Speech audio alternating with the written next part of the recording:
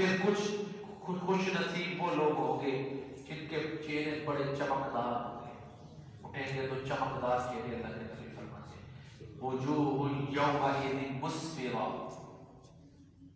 چمک سفید چہرے چمکدار، ضاحکۃ مستبشرہ، ہنستے خوش و خرم۔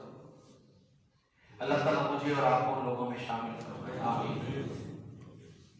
وجوہ یومئذ علیہا غبرہ، وہ چہرے وہ ہوں گے جن کے اوپر غبار، ترہقھا قترہ، ان کو جو ہے نا وہ ذلت ڈھانپ رہی ہو، سیاہی، پریشانی سے چہرے اس طرح مرجھا جائیں گے کہ رونق ختم ہو جائے گی، اور وہ ان کو یقین ہوگا کہ ہمارے اوپر ایسی آفت آئے گی جو ہماری کمر کو توڑ کے رکھ دے گی۔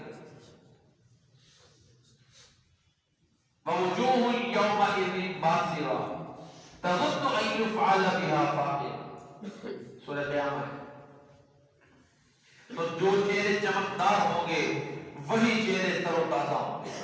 وجوہ یومئذ ناظرہ الی ربها ناظرہ، یہی مضمون سورہ آل عمران میں ہے۔ اللہ تعالیٰ فرماتے ہیں یوم تبیض وجوہ وتسود وجوہ، کچھ چہرے اس دن سفید ہوں گے، کچھ سیاہ ہوں گے۔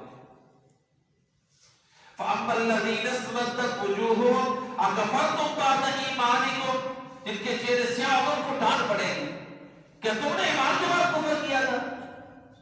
تو ہم جو برے عمل کرتے تھے ان کا خمیازہ بھگتو۔ وَأَمَّا الَّذِينَ ابْيَضَّتْ وُجُوهُهُمْ فَفِي رَحْمَةِ اللَّهِ، اللہ فرماتے ہیں کہ جو چہرے سفید ہوں گے وہ اللہ کی رحمت میں ہوں گے، اس میں ہمیشہ ہمیشہ رہیں۔ تو یہ کیفیت ان چہرے تر و تازہ